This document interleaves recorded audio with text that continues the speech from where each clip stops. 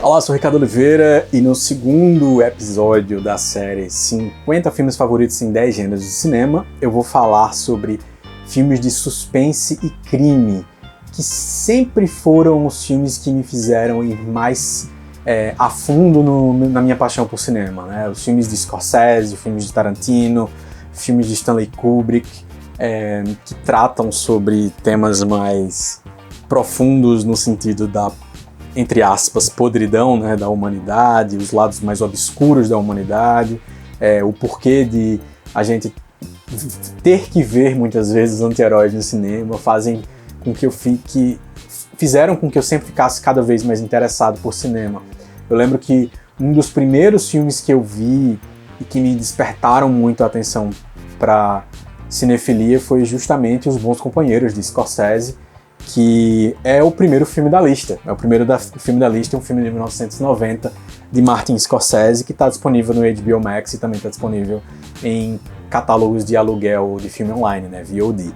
Os Bons Companheiros é um filme do Scorsese que é meio que o filme definitivo de máfia dele, apesar dele ter feito depois aí Os Infiltrados, O Irlandês, quer dizer, ele sempre está de olho nesse gênero do filme de máfia, do filme de crime, mas os Bons Companheiros com certeza, pelo menos é o que eu considero o melhor deles, apesar de não ter conseguido ver ainda o Irlandês, infelizmente. Eu comecei a ver e não estava no clima na época, estava achando um pouco que eu não estava no clima de assistir, deixei para lá para ver depois e ainda não assisti, mas eu acho Os Bons Companheiros com certeza o melhor filme de máfia dele. Até porque também tem outros que tem um pouco do mesmo clima, né? Cassino, até o próprio Gangues de Nova York tem um pouco dos elementos disso também, apesar de ser um pouco mais voltado para uma época que não existia a noção de máfia ainda. Então Os Bons Companheiros traz essa história de 3 companheiros de máfia, digamos assim, né?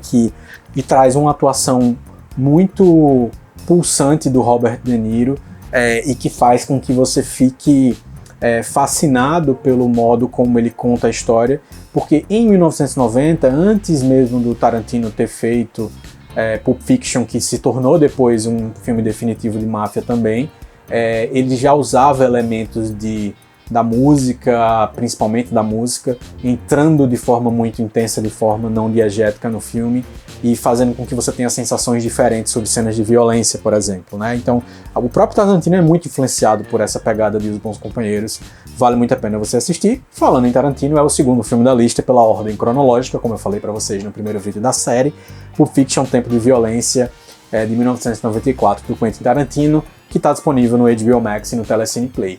Pulp Fiction é o primeiro filme que eu vi de Tarantino, se eu não estou enganado. Eu tô na dúvida se eu vi Cães de Aluguel antes, mas eu acho que eu vi Pulp Fiction e foi um filme que me deu um baita estranhamento, assim, porque eu acho que eu não estava preparado ainda para o que Pulp Fiction ia ser para mim, e que depois eu gostei sempre muito mais de outros filmes de Tarantino do que de Pulp Fiction, só que aos poucos, à medida que você revê Pulp Fiction, você fica mais fascinado pela incrível habilidade que o Tarantino tem naquele filme, não só em aquilo que se tornou mais corriqueiro falar, de contar a história fora de ordem, coisas desse tipo, mas de direção de cena, de saber onde colocar a câmera de forma muito precisa, de direção de atores, né? E principalmente essa coisa do discurso super requintado, a palavra certa é apurado em relação ao que ele quer dizer. Vou deixar um link aqui na descrição, inclusive, de um artigo que tem traduzido no Diversitar, que é o meu antigo blog, que é falando sobre o niilismo em Pulp Fiction. Vale muito a pena você conferir. Próximo filme dessa lista de filmes de crime, de filmes favoritos, é O Plano Perfeito, de Spike Lee, um filme de 2006 que está disponível em tudo que é catálogo. Prime Video, Paramount Plus, Telecine Play, NetNow. Eu já vi na Netflix também antigamente, talvez até esteja ainda, não sei. E é um filme incrível, assim, velho. Esse aqui, junto com 11 Homens e um Segredo, são os meus 2 filmes de assalto favoritos. Aqui um filme muito mais sombrio, muito mais cínico do que 11 Homens e um Segredo, que tem uma pegada mais voltada para comédia. E que é um filme que o Spike Lee meio caiu de paraquedas, ele não estava nos planos ele ser o diretor, era outro diretor. Mas antes mesmo de começar a gravação, a produção do filme, o Spike Lee entrou. E aí tem o Denzel Washington como protagonista, o William Dafoe, o Clive Owen, e que faz com que você acompanhem uma jornada de plot twists muito interessante, mas assim, existe um texto no final do filme que é o texto Spike Lee, aquele texto para falar sobre dilemas sociais, sobre problemas da sociedade dentro de um filme de crime. E é um filme muito fora da curva mesmo, esteticamente até na filmografia do Spike Lee, mas que vale muito a pena você conferir porque é uma obra-prima do cinema contemporâneo. Com certeza um dos melhores filmes dos anos 2000, sem dúvida. Depois, na sequência, a gente tem aqui de 2007, Os Donos da Noite, de James Gray, que está disponível no NetNow para você alugar por lá. Cara, Donos da Noite é um filme que é muito menos assistido e aclamado do que eu acho que deveria ser. É com certeza um dos 3 melhores filmes de 2007. E é um filme em que o Joaquin Phoenix está fazendo um papel absurdamente incrível, assim. Um cara que é filho de policial e que é a ovelha desgarrada da família. Ele é dono de uma boate e é um cara envolvido com drogas, envolvido nesse submundo que a família dele está investigando. A relação com uma máfia russa e coisas do tipo. E aí tem tem todo esse universo do Joaquin Phoenix meio que lidando como se fosse um infiltrado no próprio mundo dele, a pedido da família e assim por diante.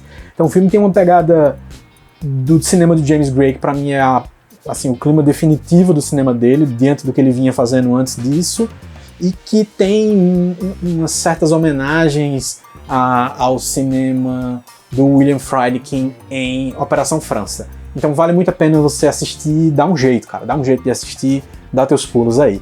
Onde os Fracos Não Têm Vez é o último filme dessa lista de filmes de suspense ou crime, de 2007, dirigido pelo Joe Ethan Coen, que está disponível no Telecine Play e em VOD.